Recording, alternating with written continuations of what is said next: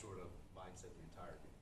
Well, I think overall, basketball really is a simple game. I think at the end of the day, the individuals complicate the game. And so there were two things that we did extremely well in the fourth quarter. We played hard and we shared the basketball. And so if there's something to take away from that fourth quarter, that's what it is. It's just that simple. You just saw this team a week ago. I know they don't have Al Jefferson now, but what did you see and what we have to have your guys guard against tonight? Well, a team that doesn't turn the ball over a lot, plays possession basketball. We'll see even more pick and rolls tonight with Kemba Walker. We saw his effectiveness against us at their play, so more premium on stopping him and keeping him out of our paint.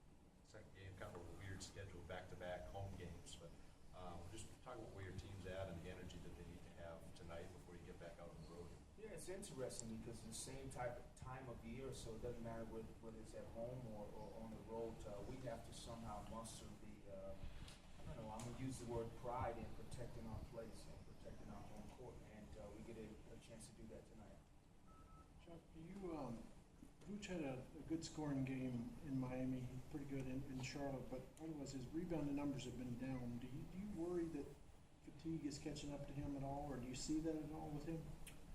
I'm not sure I can use the word fatigue, but what I can say, just realistically, he's counted on a nightly basis for us. And I said this before, that this is new territory for some of our guys, and including him.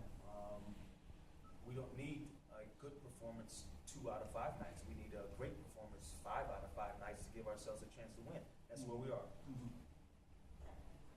What's the formula for young guys who penetrate into the lane to learn how to finish at the rim against taller guys who are used to more athletic guys and they're used to facing guys like Alfred, like Vic, easy to bias? Some of it is really innate. I really do believe that you look around the league, there's some unbelievable finishers around the league. Like, I'm going to use 2 names I think are all-time finishers, whether it's Rod Strickland, just born out of the womb, being able to finish both hands right and left, and Tony Parker, just their ability to have an array of shots. Now that comes with time of being able to practice those shots, being in a position to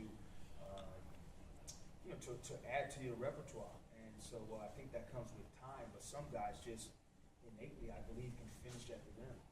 Is there, you see your guys working with Matt Hill, who's very tall, or Jay Hernandez holding a big, tall, whatever, broom, whatever. Yes. But how much of it has to come in teams through trial and error before improvement really starts to take over?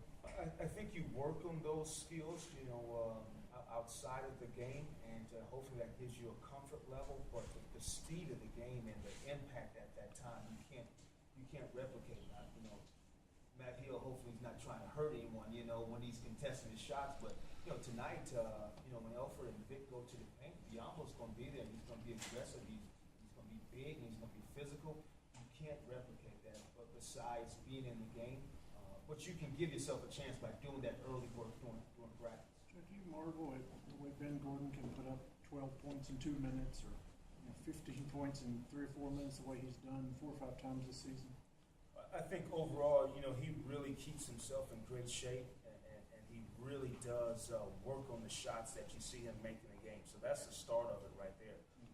And then I think we've given him the freedom to be our microwave, and produce points for us off the bench. So I think he's really accepted that role and done a good job.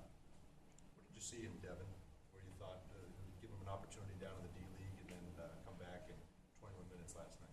I thought, he made some mistakes throughout the course of the game, but he was included in that stretch of just playing extremely hard. And on a nightly basis, I really think you can give yourself a chance by just working through mistakes and playing hard, and he did that. Before last night, what had you seen in it? Was it his work ethic, or what do you like about Devin that you wanted to take advantage of? Well, he does a little bit of everything. I think he shoots the basketball, he can penetrate the basketball, he can pass the basketball, which we really saw him making plays in Erie. And then I think he enjoys playing the game of basketball, so that's always a good combination also.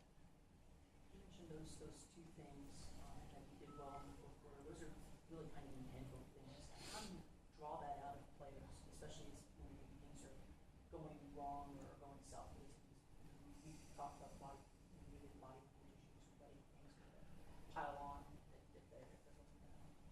even the most experienced team, even the top tier teams in the league, they still struggle with those things.